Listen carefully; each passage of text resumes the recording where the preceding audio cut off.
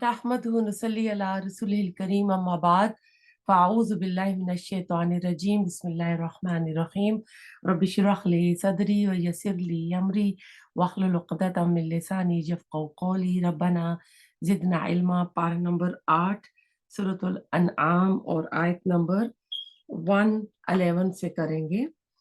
वलो और अगर अन्नना बेशक हम नज़लना उतारते हम इलेहिम तरफ उनके अल मलाइकता फरिश्ते वकल्लमहुम और कलाम करते इनसे अल मौता मुर्दे मैयत की जमा मोता वह अशरना और इकट्ठा कर लाते हम अलैहिम इन पर कुल्ला हर शेहन चीज को कुबुलन सामने माँ ना कानू थे वो लियुमिनु कि वो ईमान ले आते इल्ला मगर अन ये के यशा चाहता अल्लाहु अल्लाह वलाकिन और लेकिन अक्सर इनके यजहलून जहालत बरतते हैं।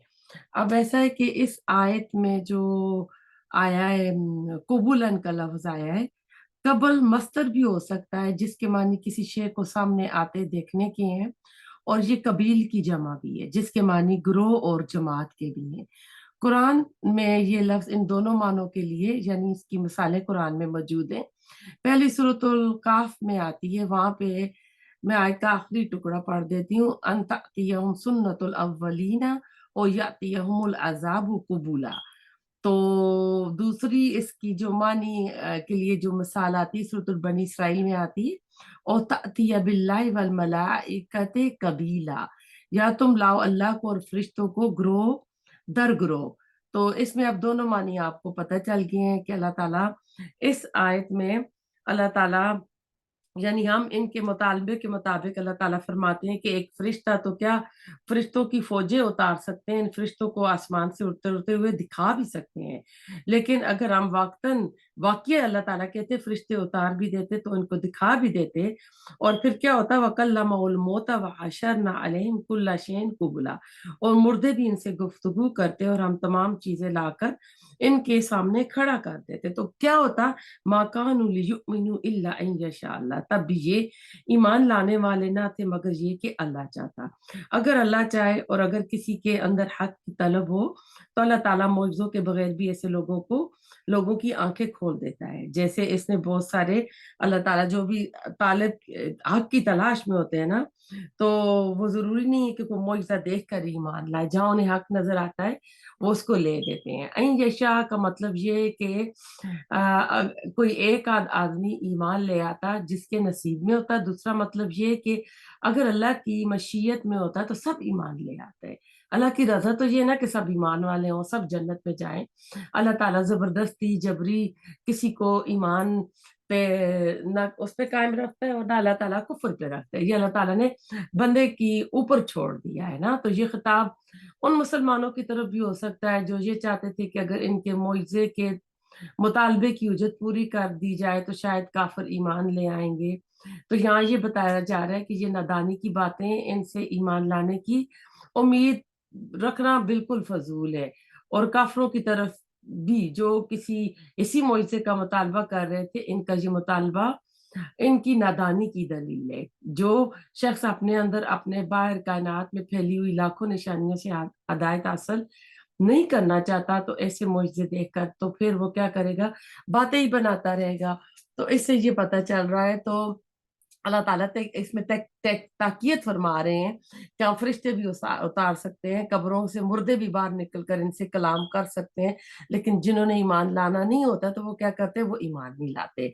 इनकी ईमान लाने की शक्ल यानी शक्ल सिर्फ ये है कि अल्लाह ये चाहे कि इनको ईमान और हदायत बख्शे, और अल्लाह का कोई चाहना भी इसकी ठहराई हुई, इसकी पसंद की हुई हिकमत के खिलाफ नहीं होता। वो ईमान और इस्लाम किसी के दिल में जबरदस्ती नहीं ठोंसता। ये नेमत अल्लाह ताला उनको बख्शता है जो इसके कदरदान होते हैं और इसके लिए अपनी वो सलाहियतें इस्तेमाल करते हैं, अपना माल लगाते हैं, अपना वक्त लगाते हैं जो खुदा ने इनके अंदर वदीद की होती है। जब इनको इस्तेमाल करते हैं तो अल्लाह की तरफ से इनको मजीद तौफीक मिलती है। और ये जो मुआवजे देकर ईमान लाना चाहते हैं, ये अपनी ख्वाहिशात और जज्बात के गलबे के अंदर अंधे और बहरे हो रहे हैं। तो इसी तरह अल्लाह ताला कह रहे हैं कि ऐसा नहीं है। अल्लाह ताला ने हमको ना इस दुनिया में अल्लाह ताला ने हमको जो اختیار کی چوائس دے دی ہے کہ میں اپنی مرضی استعمال کر سکتی ہوں، آپ کر سکتے ہیں، تو اس پہ اللہ تعالیٰ نے حق اور ایمان، حق اور یعنی باطل کو رکھ دیا ہے۔ اب بندے کے اوپر ڈیپینڈ کرتا ہے کہ وہ حق کا راستہ لے گا یا غلط راستہ اختیار کرے گا۔ تو لیکن اللہ تعالیٰ کے وَلَٰكِنَّ أَكْثَرَهُمْ يَجْهَلُونَ، تو ان میں سے اکثر جو کیا کرتے ہیں، جہالت ہی برتتے ہیں۔ دنیا کے لیے جاہل نہیں ہوتے ہیں، آخرت کے لیے، قبر کے لیے ہم جاہل ہو جاتے ہیں۔ دنیا کے لیے ہم بڑے سمارٹ ہوتے ہیں، بڑے فائدے کی، بڑی ہم اپنے لیے یوزفل کام کرتے ہیں۔ تو اللہ تعالیٰ ہمیں آنکھیں کھول کر حق کو پہچاننے کی توفیق عطا کرے، اور ہم اپنے ارد گرد اللہ تعالیٰ کی نشانیوں کو دیکھیں اور اپنے رب کو پہچانے۔ آیت نمبر 112، وَكَذَلِكَ، اور اسی طرح جلنا بنائے ہم نے لِكُلٍّ نَبِيٍّ، ہر نبی کے لیے، عدوًا دشمن، شیاطین میں، والانس، والانس، سوری ول نہیں ہے اس میں، واو کوئی نہیں ہے، الانس انسانوں، والجن اور جنوں میں سے، یوحی ڈالتا ہے، بعضهم بعض ان کا، الی بعض طرف بعض کے، زخرفا ملمہ کی ہوئی، القولا بات، غرورا دھوکہ دینے کے لیے، وہ لو، اور اگر شاء چاہتا ربو کا، رب آپ کا، ما نہ فعلو، وہ کرتے اسے، فذرہم، پس چھوڑ دے انہیں، وما، اور جو یفترون، وہ جھوٹ گھڑتے ہیں۔ آیت نمبر 112 پہ آئے ہیں۔ یہاں پہ آپ دیکھیں، سوچنے اور غور کرنے کا مقام ہے۔ انبیاء کرام کو تو اللہ تعالیٰ کی طرف سے مدد کی ضرورت تھی، پھر بھی اللہ تعالیٰ نے شیاطین کو ان کے خلاف کیوں کھڑا کیا؟ سوال پیدا ہوتا ہے نا۔ بہرحال یہ اللہ تعالیٰ کا بہت ہی اہم قانون ہے، جس کے بارے میں جو رائے حق کے مسافر جو ہوتے ہیں، جو حق کے راستے پہ چلنے والے ہوتے ہیں نا، ان کو یہ معلوم ہونا چاہیے کہ مقصد اس سے سچائی اور خلوص کا امتحان ہے۔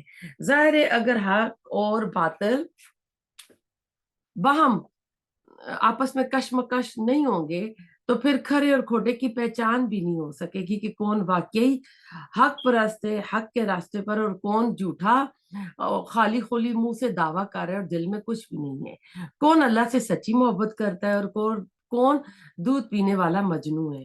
یہ دنیا تو بنی آزمائش کے لیے، یکم احسن عملا، یہاں اگر شرکا کا وجود ہی نہ ہو اور ہر جگہ خیر ہی خیر کے طالبگار ہوں، تو پھر آزمائش کیسی ہوگی نا؟ حق ہی حق ہو، باطل نہ ہو، اور ہر بندہ جو فطرت پر ہو، اس کو قلب سلیم ملا ہو، اور وہ حق کے راستے پہ، صراط مستقیم پہ چل رہا ہو، تو پھر تو آزمائش ہی کوئی نہیں تھی۔ لہٰذا یہاں پر واضح طور پر بتا دیا گیا ہے کہ کشمکش کی فضا اللہ تعالیٰ خود پیدا کرتے ہیں۔ اللہ تعالیٰ کہتے ہیں ہم خود حق پر چلنے والوں کو تلاطم خیز موجوں کے سپرد کر کے ان کی استقامت کو پرکھتے ہیں، پھر ثابت قدم رہنے والوں کو ہم نوازتے ہیں۔ لہٰذا اس بارگاہ میں جو جتنا قریب ہوتا ہے، اتنا ہی زیادہ وہ آزمایا جاتا ہے۔ یعنی پھر دین والوں پہ، جو خالص مخلص لوگ ہوتے ہیں، ان پہ آزمائشیں بھی بہت آتی ہیں۔ پھر جو جتنی استقامت دکھاتا ہے اور جتنا اس پہ وہ قربانیاں دیتا ہے، ایثار کرتا ہے، اتنا ہی اس کا مرتبہ بلند ہوتا ہے۔ چنانچہ رائے حق کے مسافروں کو آزمائش سے گھبرانا نہیں چاہیے۔ ایک شعر تندیے باد مخالف سے نہ گھبرا اے عقاب، یہ تو چلتی ہے تجھے اونچا اڑانے کے لیے، یعنی مصیبتیں، پریشانیاں یہ آ جائیں تو ان سے گھبرانا نہیں چاہیے، یہ تو اللہ تعالیٰ کی طرف سے تیرے درجات کی بلندی کا باعث بنتی ہیں۔ یوحی بعضهم الی بعض زخرف القول غرورا، وہ ایک دوسرے کو اشاروں کے ناموں میں پرفریب باتیں پہنچاتے رہتے ہیں، گمراہ کرنے کے لیے۔ مثلا ایک جن شیاطین آ کر اپنے ساتھی انسان شیطان کے دل میں خیال ڈالتا ہے کہ شاباش، اب جو بھی تم کام کر رہے ہو نا، اپنی اس موقف پر ڈٹے رہنا، اور اسی کا نام استقامت ہے، دیکھنا کہیں پھسل نہیں جانا، اور اپنے مخالف کی باتوں، جیسے اس کو کوئی ایک تبلیغ کر رہا ہے، قرآن کی کلاس ہے، کوئی درس ہے، اس کی طرف بلا رہا ہے، تو اسے کہتا ہے اس کی بات نہیں سننا۔ ان کا آپس میں اس طرح کا گٹھ جوڑ یوں ہی چلتا رہتا ہے، اس لیے اللہ تعالیٰ نے خود ان کو ایسا کرنے کے لیے چھوٹ دے رکھی ہے۔ وَلَوْ شَاءَ رَبُّكَ مَا فَعَلُوا، اور اگر آپ کا رب چاہتا تو وہ یہ نہ کر سکتے۔ ظاہر بات ہے کہ اس کائنات میں کوئی ایک پتہ بھی اللہ تعالیٰ کے اجازت کے بغیر نہیں ہل سکتا۔ ابو جہل کی کیا مجال تھی کہ وہ حضرت سمیہ کو رضی اللہ تعالیٰ عنہا کو شہید کرتا؟ وہ جو برچھا اٹھاتا تو وہیں اس کا ہاتھ شل ہو جاتا۔ لیکن یہ تو اللہ تعالیٰ کی طرف سے چھوٹ تھی. جیسے اب آپ دیکھ رہے ہیں آج کل کتنے مسلمانوں پہ ظلم ہو رہا ہے، مسلمان بچے فوت ہو رہے ہیں. تو اللہ تعالیٰ تو چاہتا، تو اللہ تعالیٰ تو بہت کچھ کر سکتا ہے نا. تو اللہ تعالیٰ روک سکتا ہے ان کی جو بھی ان کے اوپر کر رہے ہیں، بمباری کر رہے ہیں جو بھی، لیکن اللہ تعالیٰ اس کو ہونے دیتا ہے. اللہ تعالیٰ اس میں آزمائش کرتا ہے کہ کون ان کی مدد کرے گا، کون جو ہے بیٹھا رہے گا ڈر کے. تو اللہ تعالیٰ کہتے ہیں کہ تم ہماری اس بندی کو جتنا آزمانا چاہتے ہو آزما لو نا. ان آزمائشوں سے ہمارے یہاں اس کے مرتبے بلند ہوتے رہیں گے. اب جو بھی دین والے آزمائے جاتے ہیں اور ان کو جو ظلم ستم ہوتا رہتا ہے تو اللہ تعالیٰ ان کے درجے بلند کرتا رہتا ہے. جیسا کہ سورہ یاسین میں اللہ تعالیٰ کے ایک بندے پر انعامات کا ذکر ہے. اللہ تعالیٰ سورہ یاسین میں فرماتے ہیں کالا یا لیتی سوری کالا یا لیتا قومی یعلمون بما غفر لی ربی وجعلنی من المکرمین. اس نے کہا کاش کہ میری قوم کو معلوم ہو جائے کہ کس طرح میرے رب نے مجھے بخش دیا اور مجھے عزت والوں سے بنا دیا. آپ کو پتا ہے کہ وہ جو ایک آدمی شہر کے کونے سے دوڑتا ہوا آتا ہے، جب وہ 2 نبیوں کو قتل کرتے ہیں، تیسرے کو بھی کر دیتے ہیں، تو وہ ان کو کہتا ہے کہ تم کیا کر دے، تو اس کو بھی قتل کر دیتے ہیں. تو وہ کہتا ہے جو ہی مرتا ہے تو جنت میں چلا جاتا ہے. تو وہاں جا کے نا وہ کہتا ہے کہ میں دنیا والوں کو تو بتاؤں نا کہ مجھے اللہ نے کیا بڑا انعام دیا ہے. یعنی ادھر دنیا میں تو میری شہادت کے بعد صف ماتم بچ گئی ہے، میرے گھر والے رو رہے ہیں، میری جدائی میں نڈھال ہیں، بچے رو رو کر ہلکان ہو رہے ہیں، لیکن کاش وہ جان سکتے کہ مجھے میرے رب نے کس طرح نعمتوں سے نوازا اور کیسے کیسے انعامات کی یہاں پر مجھ پر بارش کی، اور میں یہاں کس طرح عیش و آرام میں ہوں. اگر انہیں میرے اس اعزاز اور اکرام کی کچھ بھی خبر ہوتی تو رونے دھونے کی بجائے وہ خوشیاں مناتے. فَذَرْهُمْ وَمَا يَفْتَرُونَ. تو چھوڑیے آپ ان کو اور ان کی افرا پردازیوں کو. یعنی یہ ہماری سنت ہے، ہمارا طریقہ ہے، ہم نے خود ان کو یہ سب کچھ کرنے کی ڈھیل دے رکھی ہے، لہٰذا آپ ان سے منہ موڑیے، اعراض برتیے اور ان کو ان کی جو بھی غلط کام کر رہے ہیں اس میں ان کو کرنے دے جو بھی وہ کر رہے ہیں. تو اس سے پتہ چلتا ہے کہ یہ جو مارکا رائی حق اور باطل کی ہوتی ہے یہ ہر نبی کو پیش آتی ہے. سب شیطانی قوتیں انبیاء کے مقابلے میں ڈٹ کر آ کر کھڑی ہوتی ہیں. ان دشمنوں میں صرف انسان ہی نہیں ہوتے، شیطان بھی شامل ہوتے ہیں جو اپنے دوستوں کے دل میں کئی خوش آئندہ آنے والی باتیں ہیں ان کو یعنی ان کے اندر القا کرتے رہتے ہیں. اسلام اور پیغمبر کے خاتمے کے لیے یہ تدبیر ان کے لیے کارگر ہو سکتی ہے، یہ تدبیر اس سے زیادہ بہتر ہے. نیز وہ کچھ ایسی تدبیریں پیش کرتے ہیں جو بظاہر اچھی معلوم ہوتی ہیں لیکن اصل میں وہ ان کا مکر و فریب ہوتا ہے. جیسے یہودیوں نے یہ تدبیر کی تھی کہ کچھ یہود ایمان لے آئیں پھر تھوڑے عرصے بعد مرتد ہو جائیں یعنی ایمان سے ہٹ جائیں. تو معاشرہ ہمارے اس فعل سے یہ اثر لے گا کہ یقیناً دال میں کچھ کالا ہے، یہ تو ان والے ہیں. اگر یہ ایمان لا کے ایمان سے ہٹ رہے تو پھر واقعی اسلام کوئی اچھا مذہب نہیں ہوگا. تو یہودی تو عالم لوگ تھے، اگر اسلام سچا مذہب ہوتا تو یہ حق سے کیسے پھر سکتے تھے. پھر ایسی باتوں کا لوگوں میں پروپیگنڈا بھی خوب کرتے تھے. یا جیسے مشرک لوگ کہتے تھے کہ کتنی کیسی عجیب بات ہے کہ مسلمان اللہ کے مارے ہوئے مردار کو تو حرام سمجھتے ہیں لیکن اپنے ہاتھوں سے مار کر جو ذبح جانور کرتے ہیں نا اس کو حلال کرتے ہیں. یعنی اس طرح کی یہ کٹ حجتیاں اور اس طرح کی باتیں پیش کرتے تھے اسلام کو ایک یعنی اس طرح شک میں ڈالنے کے لیے کہ لوگ اس میں شک میں پڑ جائیں اور اس طرح کی وہ باتیں کریں. تو اس میں زخرفہ کے معنی کہتے ہیں ملمہ کی ہوئی بات، جھوٹی اور باطل چیز جس پر حق کا رنگ چڑھانے کی کوشش کی گئی ہو. یہ صفت ہے جو اپنے موصوف کی طرف مضاف ہو گئی ہے. اس سے مراد وہ مشرکانہ بدعات ہے جو ہر دور کے شیاطین، جن اور انسان آپس میں مل کر ایجاد کرتے ہیں، پھر ان کے اوپر شریعت الہی کا لیبل لگا کر ان کو رواج دیا جاتا ہے. پھر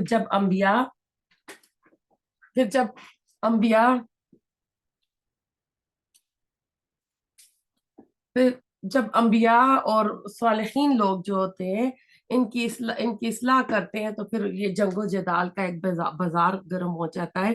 چنانچہ اس موقع پر بھی یہی ہوا جب نبی صلی اللہ علیہ وسلم نے توحید کی دعوت دی اور ان کے بتوں اور مشرکانہ عقائد کے دن کی حرام ٹھہرائی ہوئی چیزوں کی حقیقت واضح کی تو یہ اٹھ کھڑے ہوئے اور اس طرح کی رنگ برنگی باتیں کرنے لگے کہ یہ ہمارے باپ دادا جو دین ابراہیمی پہ تھے اس سے ہمیں ہٹا رہا ہے نا، تو یہ شرک اور باطل کا جو نظام ہوتا ہے نا، یہ اس معاشرے میں چلتا رہتا ہے نا۔ تو شیطان کو سب سے زیادہ جو نفرت ہوتی ہے وہ عقیدہ توحید سے ہوتی ہے، اس وجہ سے وہ اسی پر ضرب لگانے کی بھرپور کوشش کرتا ہے، اور نت نئے حربے اور نئے نئے ڈھنگ ایجاد کرتا رہتا ہے انسانوں میں سے، کہ جو اس کے ہتھے چڑھ جاتے ہیں، پھر ان سے غلط کام کرواتا ہے جو نبی صلی اللہ علیہ وسلم نے نہیں کیے ہوئے ہیں۔ ایسے ہی نا آتا ہے کہ اور شیاطین اپنے ایجنٹوں کو الکا کرتے ہیں کہ وہ تم سے جھگڑے، اور اگر تم ان کی بات مانو گے تو تم بھی مشرکوں میں سے ہو جاؤ گے۔ اس گھر جوڑ کی اللہ تعالیٰ نے قرآن میں وضاحت اور بھی اسی صورت میں کی ہے کہ جس دن خدا ان سب کو جمع کرے گا اور کہے گا کہ جنوں کے گروہ، تم نے انسانوں میں سے بتوں کو ہتھیا لیا، اور جو انسانوں میں سے ان کے ساتھی بنے ہوں گے وہ بولیں گے ہم میں سے ہر ایک نے ایک دوسرے کو استعمال کیا یہاں تک کہ ہم پہنچ گئے اس مدت کو جو تو نے ہمارے لیے ٹھہرائی تھی۔ تو اللہ تعالیٰ کا یہ قانون امتحان اور آزمائش، اللہ تعالیٰ کہتے وَلَوْ شَاءَ رَبُّكَ مَا فَعَلُوا فَذَرْهُمْ وَمَا يَفْتَرُونَ نا، کہ یہ جو کچھ ہو رہا ہے اللہ تعالیٰ کی مشیت، اس کے قانون، اس کی امتحان اور آزمائش کے تحت ہو رہا ہے۔ اس نے انسانوں اور جنوں کو نیکی اور بدی دونوں میں سے کسی ایک کو اختیار کرنے کی آزادی بخشی ہے۔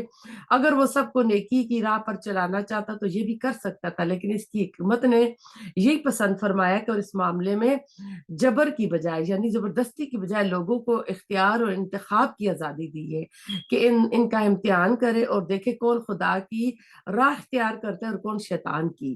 اس قانون کے تحت باطل کے علم بردار شیطان اور اس کے ایجنٹوں کو بھی اللہ تعالیٰ نے یہ ایک طرح کھلی مہلت دی ہوئی ہے، وہ اپنی اس انتخاب کی ہوئی راہ پر چلے۔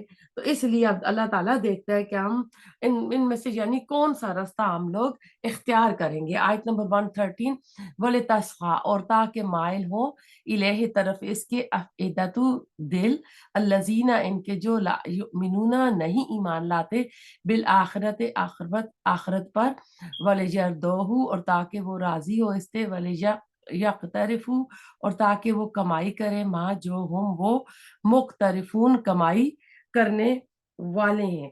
آیت نمبر آئے ہوئے ہیں اس پہ 113 پہ، تو اللہ تعالیٰ اس فلسفے کو نا اگر آپ ایک مثال سے سمجھیں، اگر پانی کا برقی رو کے ذریعے تجزیہ کریں، الیکٹرولائسس کریں، تو پازیٹیو اور نیگیٹو چارج والے آئنز الگ الگ ہو جاتے ہیں۔ اسی طرح اللہ تعالیٰ دنیا میں حق اور باطل کی کشمکش کے ذریعے کھرے اور کھوٹے کو اللہ تعالیٰ الگ الگ کرتا رہتا ہے۔ اہل حق نکھر کر ایک طرف ہو جاتے ہیں اور اہل باطل دوسری طرف ہو جاتے ہیں۔ اسی طرح انسانی معاشرے میں اچھے اور برے کی تمیز واضح ہو جاتی ہے۔ سورۃ آل عمران کی آیت نمبر 179 میں اللہ تعالیٰ کے اس قانون کا ذکر اللہ نے اس طرح کیا، حتی یمیز الخبیث من الطیب، تاکہ وہ ناپاک کو پاک سے الگ کر دے۔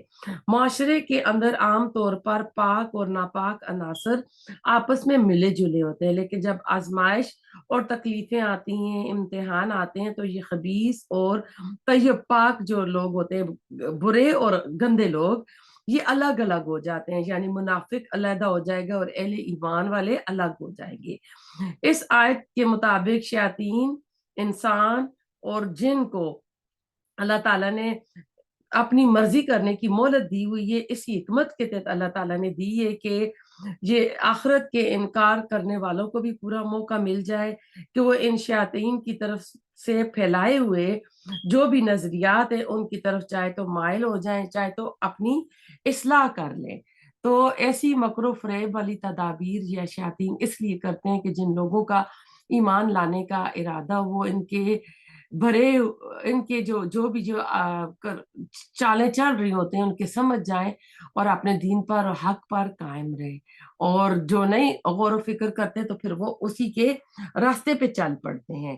تو اللہ تعالیٰ نے شیاطین کو، جن کو اور انسانوں کو انبیاء اور صالحین کی مخالفت اور بدعات اور خرافات کے لیے یہ مہلت دی ہوئی ہے۔ یہ اس لیے دی ہے کہ اس سے ایک طرف حق پرستوں کی حق پرستی کا امتحان ہوتا ہے اور دوسری طرف باطل پرستوں کو ڈھیل ملتی ہے، اور ان شیاطین اور شریر لوگوں کے ہاتھوں اپنا من چاہ کھایا پایا جو کچھ کرتے اس کی طرف راغب ہو جاتے ہیں، اس کو پسند کرتے ہیں، اس دنیا میں جو کمائی انہیں کرنی ہوتی ہے وہ کر لیتے ہیں۔ یہ ڈیل، یہ اختیار کرنا اللہ تعالیٰ کی طرف سے جو انسان اللہ تعالیٰ نے انسان کو بخشا ہے، اس وجہ سے یہ سنت الہی کے تحت ہوتا ہے۔ ان لوگوں کو یہاں الذین لا یؤمنون بالآخرۃ اللہ نے بتایا، جس سے کہ شیاطین اور شریر لوگوں کی یہ دعوت انہی لوگوں کو اپیل کرتی ہے جو آخرت کے عقیدے سے خالی ہوتے ہیں۔ ان کو مطلوب صرف دنیا اور اس کا عیش ہوتا ہے، اور ان کو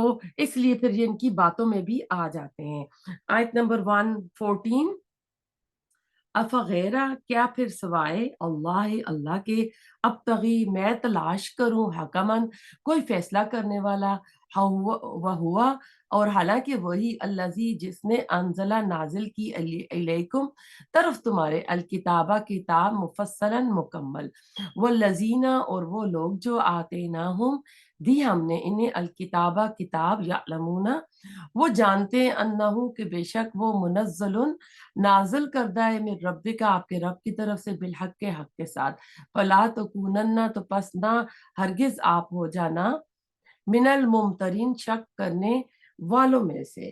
اب دیکھیں اس آیت میں یہ جو مشرکین جھگڑا کرتے تھے، اس کی طرف سے پیغمبر کو جواب دیا جا رہا ہے کہ تم مجھ سے شرک اور توحید اور حرام حلال کے بارے میں جھگڑا کرتے ہو۔ سوال یہ کہ اس جھگڑے میں خدا کی خدائی میں کچھ اور بھی شریک ہے یا وہی تنہا حکمران ہے؟ اس نے کیا چیزیں حرام ٹھہرائی ہیں، کیا جائز رکھی ہیں، کیا حکم بننے کا حق کس کو حاصل ہے، خدائی کو یا کسی اور کو بھی ہے؟ یعنی یہ اس طرح کے سوال کرتے ہیں انبیاء سے، اگر خدائی کو یہ حق حاصل ہے اور لا ریبا اسی کو حاصل ہے تو میرے لیے یہ بات کس طرح جائز ہے کہ میں اس کے سوا کسی اور کو اس معاملے میں اپنا حاکم مانوں، کہ جبکہ اس نے جھگڑے کے چکانے کے لیے ایک کتاب بھی تمہاری طرف اتاری ہے جس میں تفصیل کے ساتھ ہر چیز کا فیصلہ کر دیا گیا ہے۔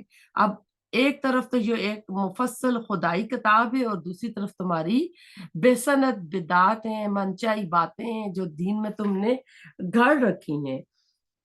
تو اس میں آپ دیکھیں ایک سرچنگ کوسچن ہے، تجسس والا سوال ہے کہ مخاطب خصوصی طور پر مشرکین مکہ ہیں، وہ لوگ اللہ کو مانتے تھے، چنانچہ ان سے پوچھا جا رہا ہے کہ وہ اللہ جس کو تم مانتے ہو میں نے بھی تو اسی کو اپنا رب مانا ہے، تو کیا اب تم چاہتے ہو کہ میں اس معبودی حقیقی کو چھوڑ کر کسی اور کو اپنا حکم تسلیم کروں، وہ بھی ان میں سے جن کو تم لوگوں نے اپنی طرف سے گھڑ لیا ہے، جن کے بارے میں اللہ نے کوئی دلیل نہیں اتاری ہے۔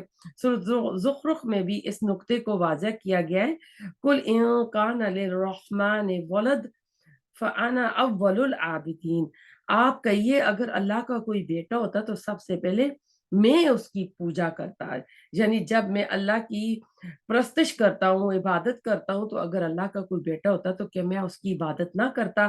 چنانچہ میں جو اللہ کو اپنا معبود مانتا ہوں، یہ عقیدہ رکھتا ہوں کہ اس کی کوئی اولاد نہیں ہے، تو جان لو کہ واقعہ کوئی اولاد نہیں ہے۔ سمجھانے کا یہ انداز قرآن میں اختیار کیا گیا ہے جو بالکل فطری ہے، اس میں منطق کی بجائے جذبات سے براہ راست اپیل کی گئی ہے، اور اس میں دوربینی یعنی غور و فکر کرنے کی دعوت ہے کہ اپنے دل میں جھانکو، گریبان میں منہ ڈالو اور سوچو، حقیقت تمہیں خود ہی نظر آ جائے گی۔ وہ والذی انزل الیکم الکتاب مفصلا، اور وہی اللہ ہے جس نے تمہاری طرف ایک کتاب واضح کتاب نازل کی ہے جو کہ کھول کر ہر چیز واضح کر کے بتا رہی ہے، اور یہی کتاب اللہ تعالیٰ فیصلہ کرے گا، کتاب فیصلہ کرے گی کہ کون حق پر ہے اور کون حق پر نہیں ہے، اور کس نے اللہ کو اپنا رب مانا ہے اور کس نے اپنے من چاہے اور اس طرح کے خدا بنا لیے ہیں۔ والذین آتیناہم الکتاب یعلمون انہ منزل من ربک بالحق فلا تکونن من الممترین، نہ کہ نبی جنہیں ہم نے کتاب دی تھی وہ جانتے کہ یہ نازل کی گئی ہے آپ کے رب کی طرف سے حق کے ساتھ، تو ہرگز نہ ہو جانا شک کرنے والوں کو۔ اہل کتاب زبان سے اقرار کریں نہ کریں، اپنے دلوں میں وہ ضرور یقین رکھتے ہیں کہ یہ کتاب اللہ تعالیٰ کی طرف سے نازل کردہ ہے۔ اللہ زینہ سے مراد اہل کتاب ہے۔ اس صورت میں اس کا مطلب ہے کہ آپ کو اس بات میں ہرگز شک میں نہیں ہونا چاہیے کہ اہل کتاب یہ بات خوب سمجھتے ہیں کہ یہ کتاب اللہ تعالیٰ کی طرف سے نازل شدہ ہے اور حقیقت پر مبنی ہے۔ اگر زبان سے انکار نہ بھی کریں تو وہ دلوں سے جانتے ہیں، اور اللہ زینہ سے مراد مسلمان بھی ہو سکتے ہیں جن کے بارے میں کسی قسم کی شک کی گنجائش نہیں ہو۔ صحابہ کرام کی جماعت قرآن کو ہدایت کا سر چشمہ سمجھتی تھی، اور اس کو وہ ان کا عقیدہ تھا کہ یہ اللہ تعالیٰ کی طرف سے نازل ہے، اور ٹھیک ٹھیک آپ نے جو بھی اللہ تعالیٰ نے اس میں احکامات دیے ہیں وہ حق کے ساتھ دیے ہیں۔ آیت نمبر 115،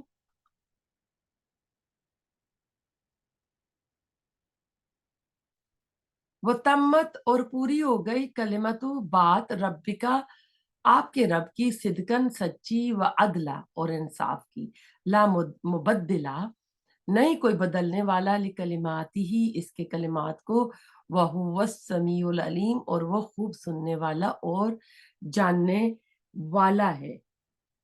اب یہ اشارہ اس بات کی طرف ہے کہ آج یہ تم تمام شیاطین جن اور انس جو اپنی اپنی دعوت کی مخالف میں آپ ایک طرف اکٹھے ہو رہے، یہ کوئی تعجب کی بات نہیں ہے، یہ ٹھیک ٹھیک وہی صورتحال ہے جو شیطان اور آدم کے قصے میں بیان ہو چکی ہے۔ شیطان نے اولاد آدم کو گمراہ کرنے کے لیے مہلت مانگی، اللہ تعالیٰ نے اس کو مہلت دی۔ شیطان نے دھمکی دی کہ میں آدم کی اولاد کی اکثریت کو شرک میں، بت پرستی میں مبتلا کروں گا۔ خدا نے فرمایا اگر تو ایسا کرے گا تو میں تجھ کو اور تیرے سارے پیروکاروں کو جہنم سے بھر دوں گا۔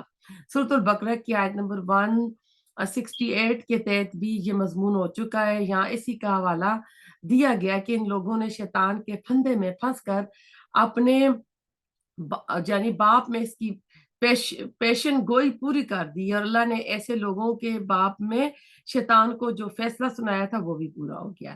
یہ فیصلہ سچائی اور عدل دونوں معیاروں پر پورا اترتا ہے۔ خدا نے جو بات فرمائی وہ سچی ہے اور وہ عدل پر مبنی ہے، اس لیے خدا نے ان پر اپنی حجت پوری کر دی۔ اس کے باوجود اگر یہ ہدایت الہی کی جگہ شیطان ہی کی پیروی کرنے پر بضد ہیں تو پھر اپنا انجام بھی دیکھ لیں، اللہ تعالیٰ کے یہاں وہ اپنا انجام دیکھ لیں گے۔ اللہ سمیع العلیم ہے، وہ خوب دیکھ رہا ہے کہ لوگ کیا کر رہے ہیں، اور اللہ تعالیٰ کے کلمات کو کوئی چیز بھی بدلنے والی نہیں ہے نا۔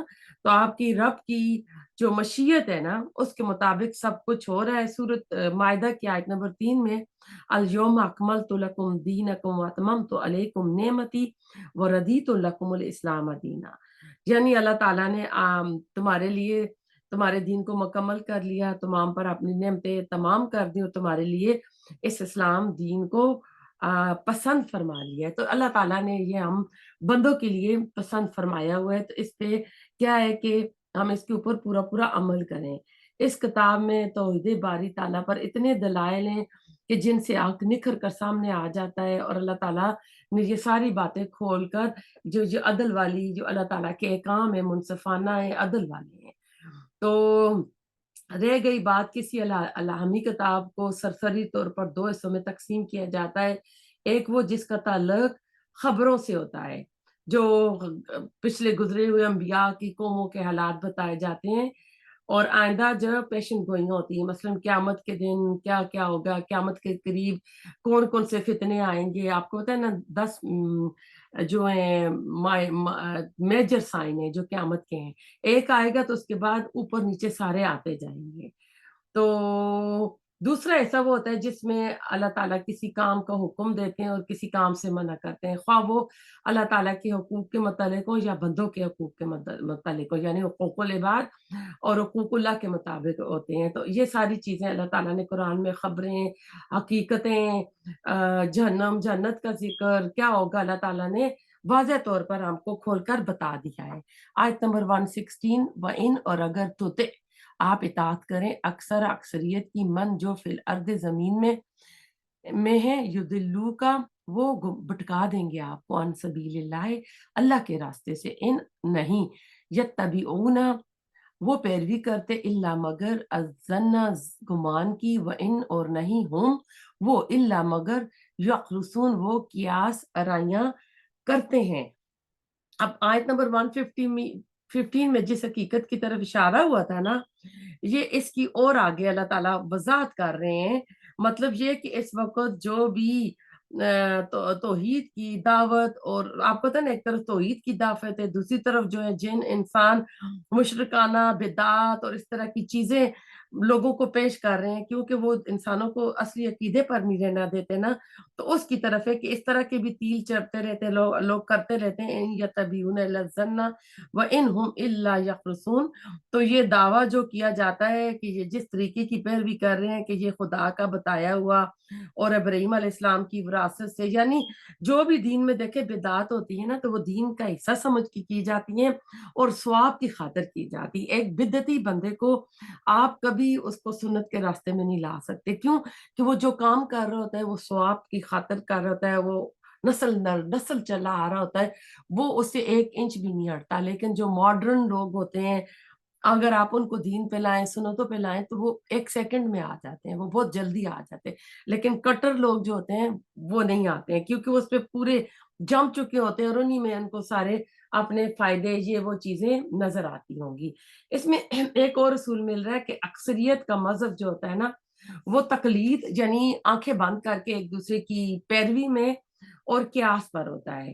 اور تاریخ کہتے ہیں کہ گواہ ہے کہ کسی بھی معاشرے میں باصول لوگ کم ہی ہوتے ہیں، معاشرے کی اکثریت جو ہوتی ہے جاہل عوام پر مشتمل ہوتی ہے۔ قرآن نے کئی مقامات پر ایسی اکثریت کو جاہل، فاسق، ظالم اور مشرک قرار دیا۔ ان لوگوں کا اپنا کوئی اصول نہیں ہوتا، نہ انہیں کسی بات کا علم ہوتا ہے، نہ ہی وہ علم حاصل کرنے کی کوشش کرتے ہیں۔ انہیں اپنے کھانے پینے کے سوا کسی چیز کی فکر ہوتی ہے اور نہ ہی اپنے علاوہ کسی اور کو بات سوچنے کی زحمت گوارا کرتے ہیں۔ ان کی زندگی گزارنے کا طریقہ یہ ہوتا ہے کہ جس رخ پر اکثریت لوگوں کی جا رہی ہوتی ہے وہ بھی ادھر چلتے ہیں۔ وہ کسی بات میں تحقیق نہیں کرتے، اسٹڈی نہیں کرتے، پڑھتے نہیں۔ ان کے عقیدے، ان کے اعمال سب کچھ وہم اور قیاس پر مبنی ہوتے ہیں۔ پھر چونکہ اکثریت کی جو آرا ہوتی ہیں نا، رائے ہوتی ہیں، وہ مختلف ہوتی ہیں اور بدلتی رہتی ہیں، لہذا اکثریت کی اتباع ہمیشہ گمراہی پر مبنی ہوتی ہے۔ اس لیے آپ کو اور مسلمانوں کو ان کے کہنے پر چلنے سے روک دیا گیا ہے۔ اس کے برعکس اللہ کی ہدایت کا راستہ صرف ایک ہے اور ہمیشہ سے ایک ہی راہ ہے اور ایک ہی رہے گا۔ آدم علیہ السلام سے لے کر آخری نبی تک تمام انبیاء کو اسی راستے پر، صراط مستقیم پر چلنے کی تاکید کی جاتی رہی ہے۔ لہٰذا حق کے طالب کو ہرگز یہ نہیں دیکھنا چاہیے کہ دنیا کی اکثریت کس طرف چل رہی ہے، یعنی میجورٹی از اتھارٹی نہیں ہے، بلکہ پوری ثابت قدمی کے ساتھ اس راستے پر چلیں جو اللہ نے بتایا ہے، خواہ اس راستے پر چلنے والے لوگوں کی تعداد بہت کم ہی کیوں نہ ہو۔ اس آئے سے موجودہ مغربی جمہوری نظام بھی باطل قرار دیتا ہے، جس میں اکثریت کی رائے کو حق کا معیار قرار دیا جاتا ہے نا۔ ہر ناقص ظاہر اس میں ہر بندہ جا کے ووٹ ڈالتا ہے تو وہ بھی اسی میں آ جاتا ہے۔ اللہ تعالیٰ میں عمل کی توفیق عطا کرے۔ آیت نمبر 1 چلتے ہیں 17 میں۔ انا بے شک ربا کا، رب آپ کا ہوا وہ عالم زیادہ جانتا ہے، من یدلو، من کون، یدلو بھٹکا ہوا ہے، ان سبیلی اس کے راستے سے، وہ ہوا اور وہ عالم زیادہ جانتا ہے بالمعتدین ہدایت پانے والوں کو۔ تو مطلب یہ ہے کہ اس بھیڑ میں، اس رش میں، یعنی اکثریت جو غلط کاموں میں پڑ رہی ہے، میجورٹی ایز اتھارٹی سمجھ کر کسی غلط فہمی میں نہ مبتلا ہو جانا۔ یہ پتہ اللہ کو ہے کہ کون اس کی راہ سے بھٹکے ہوئے اور کون ہدایت یافتہ ہیں۔ پس جن کو اللہ تعالیٰ راہ بتا رہا ہے ان کی راہ اختیار کرو، اور جن کو اللہ تعالیٰ نے گمراہ قرار دیا ہے ان کی راستے پر چلنے سے بچو۔ یہ ہدایت یافتہ گروہ کے لیے خوشخبری کے ساتھ ساتھ ان لوگوں کے لیے بھی یعنی ایک خبرداری ہے، وعید ہے جو گمراہی کے راستے پر چلتے ہیں۔ اس لیے جب اللہ تعالیٰ ان دو گروہوں سے اچھی طرح باخبر ہے تو ان کے ساتھ معاملہ بھی اپنے علم کے مطابق ہی کرے گا۔ ان لوگوں کے دعوے کچھ کام نہیں آئیں گے، جو بھی یہ گمراہ لوگ ہیں، جو بھی یہ دعوے کرتے ہیں کہ ہمیں یہ ملے گا، یہ کر لو تو وہ ہوگا، تو اللہ تعالیٰ کہہ رہے ہیں کہ ایسا بالکل نہیں ہے۔ آیت نمبر 118، فَقُلُوا، پس کھاؤ، مما اس میں سے جو ذکر کیا گیا، اسمو نام، اللہ کا، علیہ اس پر، ان کنتم اگر ہو تم بھی آیاتی ہی اس کی آیات پر، مومنین ایمان لانے والے۔ آیت نمبر 118 पे आए हैं। यहाँ खाने पीने की चीज़ों की हिल्लत हुर्मत के बारे में मुशरिकीन अरब के जो जाल नज़रियात है ना, उनकी जो तोहमात हैं, उनको यहाँ पर रद्द किया जा रहा है। और इसके बारे में हम डिटेल में पढ़ भी चुके हैं कि हलाल जानवरों को खाने की शराइत है। किसी हलाल जानवर को खाने के लिए शरीयत ने 2 शराइत आयद की हैं। एक ये कि ज़बह किया जाए, दूसरा इसका खून निकालना दिया जाए, और ज़बह किया जाए, खून निकाल दिया जाए, दूसरा ज़बह करते वक्त अल्लाह का इसके ऊपर नाम लिया जाए। यहूद के उलमा और मुशरिकीन मक्का को ये शरारत आई कि मुसलमानों से पूछो, जो चीज़ अल्लाह ने मारी है तुम उसको हराम करार देते हो, जो चीज़ तुम खुद मारते हो हलाल समझते हो। तो ईमान लाने के बाद वही की इत्तबा बहुत ज़रूरी है। बस इस पस मंज़र में अल्लाह ताला ने मुसलमानों को फरमाया, जब तुमने बुनियादी तौर पर सही दलाल की बिना पर रसूलुल्लाह सल्लल्लाहु अलैहि वसल्लम की नबूवत, कुरान की हकानियत को मान लिया, ईमान ले आए हो, तो अब इसकी जुजियात सारी चीज़ें जो है ना, इनसे भी आप ग्रेज ना करो, इनके ऊपर भी अमल करो। जो लोग कर रहे हैं आसपास, इनकी बातों की परवाह ना करो, अपने ईमान पे पक्के रहो और कुरान के मुताबिक आप चलो। ज़बा ये ज़बिया, और इसके ऊपर हम काफ़ी बात कर चुके हैं। तो काफ़िरों का ये दस्तूर था कि वो मरा हुआ जानवर तो खा लेते थे, लेकिन खुद अपने हाथों से ज़बह करके नहीं खाते थे। तो इसलिए इसके ऊपर वो इतराज़ करते थे और प्रोपेगेंडा भी करते थे। आयत नंबर 119, वो मालकुम, और क्या है तुम्हें अल्लाह कि नहीं ताकुलू, तुम खाते मिम्मा, इसमें से जो ज़ुकिरा जिक्र किया गया, इसमा नाम अल्लाह अल्लाह का अलैहि इस पर, वक़द और हालांकि तहकीक, फस्सला इसने खोल कर बयान किया, लकुम तुम्हारे लिए, माँ जो हर्रमा इसने हराम किया, अलैकुम तुम पर, इल्ला मगर माँ जो तुरिर तुम मजबूर कर दिए जाओ तुम, इलेहे तरफ इसके, व इन्ना और बेशक कसीरन अक्सर लोग लयुदिल्लूना अलबत्ता वो गुमराह करते हैं, बेअहवाहिम अपनी ख्वाहिशात के जरिए, बगैर इल्म के। इन बेशक रब्बा का रब आपका हुआ वो आलमू ज्यादा जानता है, बिलमुअतदीन हद से तजावुज करने वालों को। अब इस आयत में हम देखते हैं कि अल्लाह ये लोग क्या करते थे, बहीरा साहिबा, वसीला और हाम वगैरह, जो सूरत मायदा में हम पढ़ चुके हैं कि तुम्हारे तमाम जो मनगढ़ंत अकीदे हैं, अल्लाह ताला ने ऐसी कोई पाबंदी अपने बंदों पर नहीं लगाई। लिहाजा हलाल जानवरों को अल्लाह का नाम लेकर ज़बह करो और उनको बिला कराहत खा लिया करो, कि अल्लाह ताला ने फ़कत फस्सल लकुम मा हर्रम अलैकुम, जबकि अल्लाह ताला तफसील बयान कर चुका है कि तुम्हारे लिए कौन सी चीजें हराम की गई हैं। ये तफसीर सूरत नहल की आयत नंबर 115 में भी आएगी।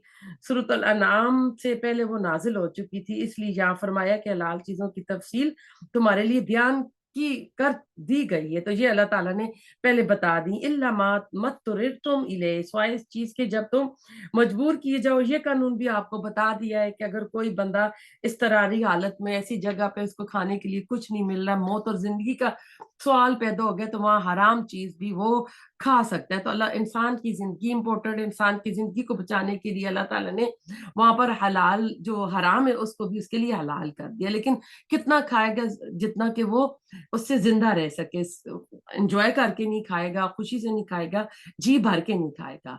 तो सूरत नहल में भी मुर्दार, खून, खंजीर और गैर अल्लाह के नाम पर मशहूर करदा चीजों का जिक्र है। फिर इन्हीं चीजों का जिक्र इसी सूरत की आयत नंबर 145 में भी आया है, फिर सूरत बकरा की आयत नंबर 173 में भी आया है, सूरत मायदा की आयत नंबर 3 में भी आया है। तो यानी इसके ऊपर काफी बात हो चुकी है। तो इन लोगों से अल्लाह ताला जो कह रहे हैं, मुराद वही उलमा यहूद हैं जिन्होंने मुशरिकीन मक्का को ये पट्टी पढ़ाई थी कि वो हाथ से गुजरने वाले इस लिहाज से थे कि वो खुद गुमराह थे, दूसरों को भी गुमराह करते थे, शक व शबूत डालते थे।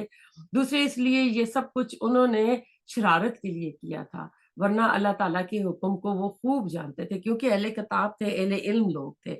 आयत नंबर 120, वजरू, और छोड़ छोड़ दो, जाहिरा जाहरी अल इस्मा, गुनाह को, व बातिनहु, और इसके छुपने को, यानी इसके बातन हिस्से को, इन्ना बेशक अल्लजीना वो लोग जो यकसिबूना कमाते हैं, अल इस्मा गुनाह, सयुजुजोना अनकरीब वो बदला दिए जाएंगे, बिमा इसका जो कानू थे वो यक तरिफून वो कमाई करते। अब देखें इस आयत नंबर 20 में भी ना ज़ाहिरी गुनाह क्या है और बातनी क्या है। تو اس میں آپ دیکھیں ربط بھی ہے ان مشرکوں کے بہکانے پر، نہ ظاہراً کوئی عمل کرو نہ دل میں کسی قسم کا شک اور شبہ رکھو، تاہم یہ حکم عام بھی ہے۔ ظاہری گناہوں سے مراد ایسے گناہ جنہیں دوسرے لوگ دیکھ سکے، اور باطنی گناہ وہ ہیں جنہیں دیکھا نہ جا سکے، جیسے کفر ہوتا ہے، شرک ہوتا ہے، حسد، بغل، بخیلی، تکبر، یہ ساری چیزیں آ جاتی ہیں۔ تو اس کی طرف یہاں پہ اشارہ کیا گیا ہے کہ ان سب گناہوں سے بچنا چاہیے، کیونکہ وہ ہمارے اعمال نامے میں تو لکھے جا رہے ہیں، تو ہمیں اپنی اصلاح خود کرنی چاہیے۔ آیت نمبر 21، ولا، اور نہ، تأکلو، تم کھاؤ، مما، اس میں سے، جو لم نہیں، یز کر، ذکر کیا گیا، اسمو، نام، اللہ ہی، اللہ کا، علیہ، اس پر، وَإِنَّهُ، اور بے شک وہ، لفسق، البتہ گناہ ہے، وَإِنَّ، اور بے شک، الشیاطین، شیاطین، لیوہون، البتہ وہ القا کرتے ہیں، الہ، طرف، اولیائہم، اپنے دوستوں کے، کیوں، لیجادلوکم، تاکہ وہ جھگڑا کرے تم سے، وَإِنْ، اگر اطعتموہم، تم اطاعت کی تم نے ان کی، انکم، بے شک تم، لمشرکون، البتہ مشرک ہوگے، یعنی پھر بھی تم مشرکوں میں، فاعل کی مزہ ہے کہ انہی میں شامل ہوں گے۔ اس آیت کا تعلق بھی مشرکین عرب کے خود ساختہ اعتقاد اور توہمات سے ہے۔ وہ کہتے تھے بعض جانوروں کو ذبح کرتے ہیں اللہ کا نام سے، اور یعنی ذبح کرتے ہیں اللہ کا نام سرے سے لینا ہی نہیں چاہیے، یہ حکم ایک خاص مسئلے کے حوالے سے ان کو آیا تھا۔ تو اللہ تعالیٰ کہہ رہے ہیں کہ مشرکین مکہ اپنے غلط عقیدے کی حمایت میں طرح طرح کی حجت بازی کرتے تھے، مثلا یہ کہ جو جانور اللہ نے مارا ہے، یا یعنی جو از خود مر گیا، اسے کیوں حرام قرار دیا جائے، اور جس کو تم خود مارتے ہو، ذبح کرتے ہو، اس کو آخر کس دلیل کے تحت حلال مانتے ہو تم۔ اسی طرح وہ سود کے بارے میں بھی یہ دلیل دیتے تھے کہ انما البیع مثل الربا، کہ یہ بے بھی جو ہے، یعنی یہ تجارت بھی سود کی طرح ہے، جیسے کہ تجارت میں نفع ہوتا ہے ایسے سود ہی میں، لین دین میں بھی نفع ہوتا ہے۔ یہ کیا بات ہوئی کہ 10 لاکھ کسی کو قرض دیے، اس سے 4,000 روپے ماہانہ منافع لے لیا تو وہ ناجائز، اور 10 لاکھ کا مکان کسی کو کرائے پر دے کر 4,000 روپے کرایہ لے لیا منتھلی، تو وہ جائز کیسے ہو گیا؟ یعنی اس طرح کی وہ دلائل، شکلیں پیش کرتے تھے طرح طرح کی، تو یہ ان کے جو شیاطین ہوتے ہیں ان کو سکھاتے تھے تاکہ وہ تم سے جھگڑا کریں، ایمان والوں سے، تاکہ تمہیں بھی اپنے ساتھ گمراہی کے رستے پر لے چلیں، یعنی ہم ان کو قائل کر لیں گے، اس طرح کی دلیلیں دیں گے، ہم بھی ان کو نہ پھر حرام کی طرف لے آئیں گے۔ تو لہٰذا تم کو ان کی اس طرح کی باتوں کو نظر انداز کرتے رہنا چاہیے۔ مسلمانوں کو جہاں اللہ تعالیٰ کہہ رہا ہے کہ تم ان کو نظر انداز کرو، یہ اس طرح کی حربیں، اس طرح کی دلیلیں تمہیں پیش کریں گے، تم ان کی باتوں کی پرواہ نہ کرنا، یہ تمہیں اس طرح کیا کریں گے، رستے سے ہٹائیں گے۔